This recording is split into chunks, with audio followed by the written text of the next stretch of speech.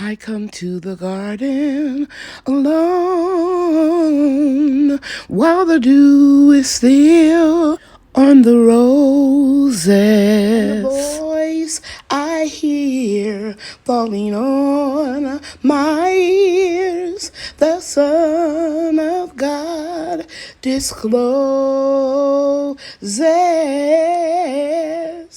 And he walks with me and he talks with me and he tells me I am his own. And the joy we share as we tarry there, none other has ever known. Hey everybody, Lady Cheryl here, and I want to welcome you to my YouTube channel. In this video, I'm going to share with you why I use the inexpensive 2-cup method. I'll just tell you right now, it's because it's cheap and I can buy a lot for a little money and I can use it year after year after year. Another thing I'm going to show you in this video is the shop lights that I use, the distance that I keep my plants from the light, and how I constantly change the distance according to how they're growing. I'm also going to pot up a few more seedlings for you in case you're new to my channel. And I hope that you will tune in tonight and every Monday night when I answer your questions about gardening. If I can't answer them, I'll show you where you can get the answer. But I'm starting to do a video on Mondays so we can discuss it later in the evening tonight when I have my live chat at 7 o'clock Central Time. Okay, so let's get started with this video. Okay, so it's watering day for my seedlings, and let me show you this setup of this 4 feet wide by I think it's 7 feet tall or 8 feet tall shelving unit that I use to start my seedlings inside. And as you can see here, I have clip-on lights that I've been having for over 10-15 years. This one a couple of years ago. But I use shop lights. People have been emailing me about what I use. And I use inexpensive shop lights. I haven't bought any in several years. As you can see, there's one set up here. Let me show you. It's 4 here, 3 here, and 3 down there. And I have 2 setups like this. When I say setups, I mean I have 2 shelving units like this. One is a little bit not as wide, narrow. But it can be very tricky when it's time to water, and today is watering day. When your seedlings are very young, keep your shop lights, at least 2 inches above the containers. But as they get older, you can use books or boxes, whatever you need to adjust the light. You don't have to have it that close. And I'm just going to take some plants down and let you see how well they're doing. Okay. So I water from the bottom up. I just put some water in the cup. And you see how that root right there is already beneath the clear cup? Well, that ensures that root doesn't die and it gets a lot of water. But now it's time for me to take them down. As I've gotten older, this could be a little tricky if I don't have one of my grand angels here to help me and hand me the cups. So what I probably will end up doing is shortening this shelf unit and make it lower so it'll be easier for me. But until I do that, I'm going to go ahead and take everything down and put it on a large folding table. Okay? And I'll be back and I'll show you that. I removed everything from the top shelf, including the lights. And then I put a 6-foot table right here, as you can see. And I have 2 crates, those little pink crates on each side of the 4 shop lights. And I moved all of the plants in the cups underneath the shop lights so that I can see them better. And this is what I normally do. And by the way, guys, these seedlings will only be in the house for another 20 days. Everything will go out to the greenhouse. And they're doing well. As you can see, the peas are trindling, my sweet peas. Marigolds. And this is just a sample of everything that I have. Two types. These are the French marigolds, the yellow one, and these are the multicolor. Here we have purple and green basil, and we have white Texas Star hibiscus and red Texas Star hibiscus. And I will be donating some of these to my subscribers that when they watch my weekly Monday night live chat where I answer questions or direct you to where you can get the answer. And more basil here. Over here we have a assortment of zinnias. I didn't label them this year because it's just too many to label. Way back there is eggplant. This is okra. I have a lot of food growing, guys. I grow what I like, and then I try a few other things. And also, I grow what I need. I'm not growing too much parsley, but you can see a lot of basil all through here because I'm running low on basil. And you guys know, unless you're new to my channel, that I preserve everything. I dehydrate the basil and the parsley. So I have a lot of parsley, but not too much basil. Even though I give a lot of it away, I still want to make sure that I have enough. And so I can give some away. Okay, so the next thing I'm going to show you is how I water my plants. And let me share this with you. I never see fungus gnats on basil. This is a pearl from Lady Cheryl. Now, I'm not saying that you can't get fungus gnats on the variety of basil that you grow, but I never get fungus gnats on the basil. They don't like the smell. I don't get a fungus on them, and that's something that I don't have to worry about. When you know these things, you know from experience that you don't have to put any yellow sticky tape to trap fungus gnats on your basil. You know where they're going to go. And you also know, I'm going to pick this one up and just sniff it because it smells so delicious. You can smell at an early stage of your seedling, you will smell that basil as well as you can smell what other plants are. But I have a lot of heirloom zinnias, like this one here, all these back here, and I just don't have the time, guys, to label them anymore. I'm retired, true enough, but I run my own hair and care company where I make everything and I package it and I distribute it. I do the shipping and receiving, all a one-woman show. And occasionally during the holidays, my grandchildren will help me. So that's why I label what I need to label, and what I don't, I don't. For example, you can see by the shape of these leaves and how they're vining that this is a morning glory. These 3, 4, 5, 6. You know what they are. I know this is a sweet pea because I'm only growing one variety. Okay? So label what you have to label and don't waste your time when you know what it is. Okay, so back to water. I use distilled water when I first start my seedlings. But after they get a certain size, you know, when they're about a month old, I switch to regular tap water because they can handle the chlorine and the nutrients that are in, or minerals, I should say, that's in the water. So all I do is, as you can see here, I took the cup out, and let me show you the vigorous root system of the peas.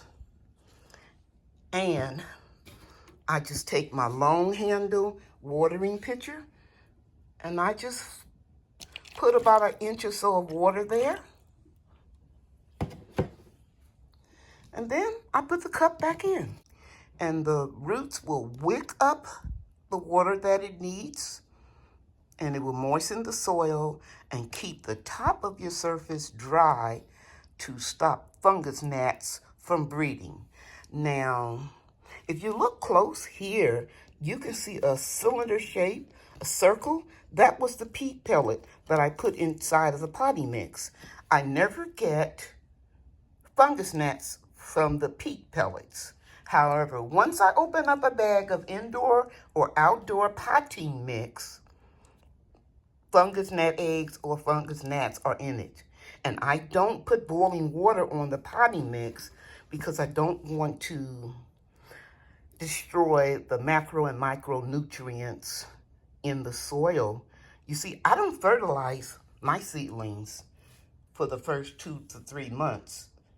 Okay, nothing has been put on here but water, distilled water in the beginning, and then tap water when they're about 4 weeks old.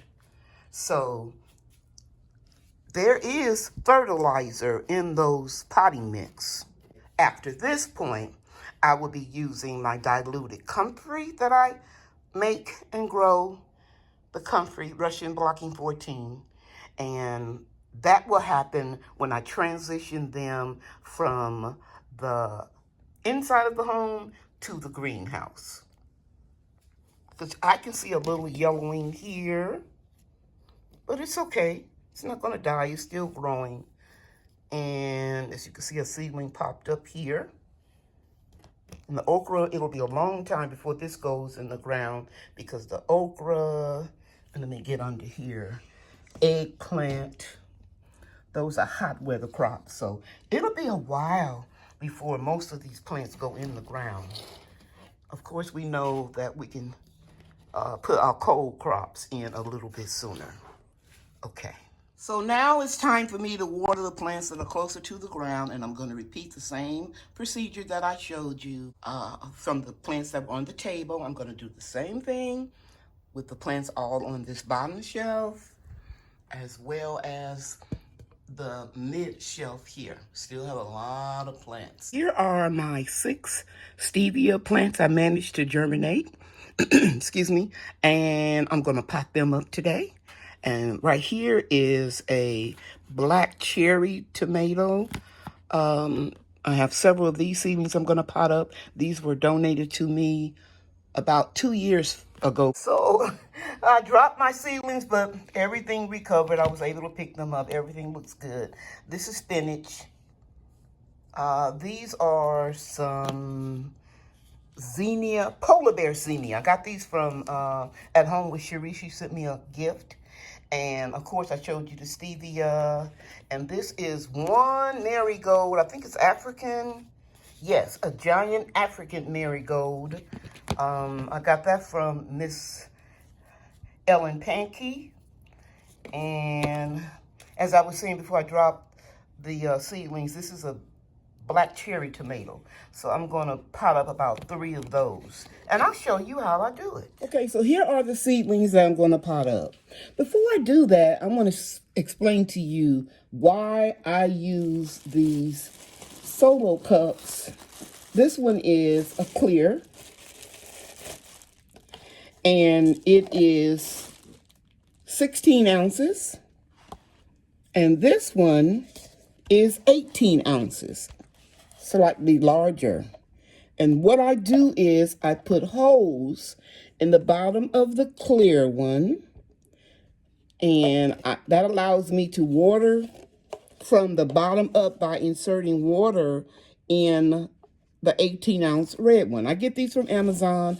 I'll leave a link to where you can, if you want to get them. And I get them by the hundreds. I think I get 150 of the red ones, and I think the clear comes in by the hundreds. But the reason why I don't get them from some of your dollar stores or dollar plus stores is because they are thinner in material and they're not as durable, and you can use these for years. Just clean them when you finish. And I'm just going to compare them to some of the ones that I purchased in the past at a dollar store. I can only keep them a year or two because they See that, how they bend up? And the holes are much larger than what I want at the bottom. I just take a knife and I just punch some holes in here. See that? Now you can use a soldering gun, you know, a drill, whatever you want to use. But this loses too much water in my opinion. So, and you get like, what, 10 or 12 for $1. And I can get 100 of these for a little bit over $10, as well as this one. And like I said, it's just more durable when you contrast or compare the two together. This is convenient, and if you know, just starting out and you only want to spend a couple dollars on some containers, that's fine. But when you grow the majority of your food like I do, and plus I give a lot of food away, I need something that's going to be a little bit more durable, okay? Now, my hands have been playing in dirt, so excuse the nails. But that's my 2-cup system. The day that I'm going to pot up my seedlings, I don't water them. But, however, when I do put the potting mix inside of the clear soluble cup, and you can see some has dripped down to the bottom of here, I'm going to pour it in again because that's going to be the last time that I water from the top. And then I'm going to take a little, anything. You could use a little gardening shovel, tool, or whatever you want to use. And I'm making like a little hole here. Just pushing the potting mix to the side, and I'll show you a little hole in that center. And then I'm going to take my stevia, and I'm not going to show you how I transplant or pot up all of these. I'm just going to do one. And if I see the roots are not at the bottom, I will chip away some of this seed starting peat pellet, and very gently. You see that root is still there, and then I'll insert it because there's no nutrition in here, but there's nutrition in the potting mix. So I just try to move some of it out of the way if I'm working with a very, very small seedling. Now, this is moist at the top because it's wicking its way up. And that's it, guys. From here on, I will not water these seedlings from the top. I will water them just as I demonstrated in the previous segment. That's it. Now I'm going to do one more. I have already watered the potting mix. Some of it should have dripped down, and it has. I'm going to pour it back in and use the 2-cup method. And then I'm going to make a hole where I'm going to put that seedling in. And this one is only one. It is the giant African marigold. And I'm just going to gently prick it out.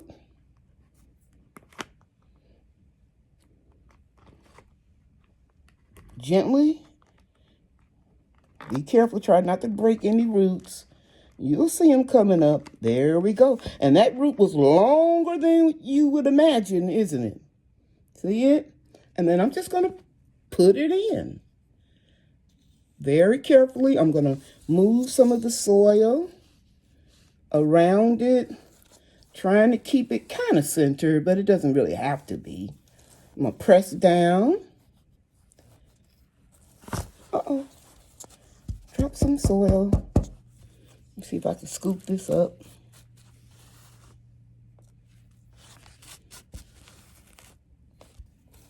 Push down.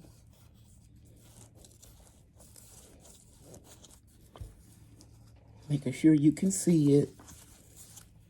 And that's it. That's how I pot up my seedlings. And I try to remove any soil that is actually touching the plant itself, the leaves, so that, you know, you won't get any type of fungus that's in the soil to start filtrating and get inside the leaves, and then you have a problem. So this is a black cherry. It's a very small cherry, you know, that's small. And this was donated to me, I can't remember right now, years ago. So that's a part of my gratitude garden. And if you're new to my channel, my gratitude garden consists of seeds that were either donated to me, seeds I collected and stored, or seeds that I had for a very long time. I hope you enjoyed this video. I hope something I said you will be able to use in your gardening. And again, I appreciate you taking time out of your schedule to watch my video. Heal the world, make it a better place for you and for me and the entire human race. There are people dying. If you care enough for the living, make a better place for you and for me.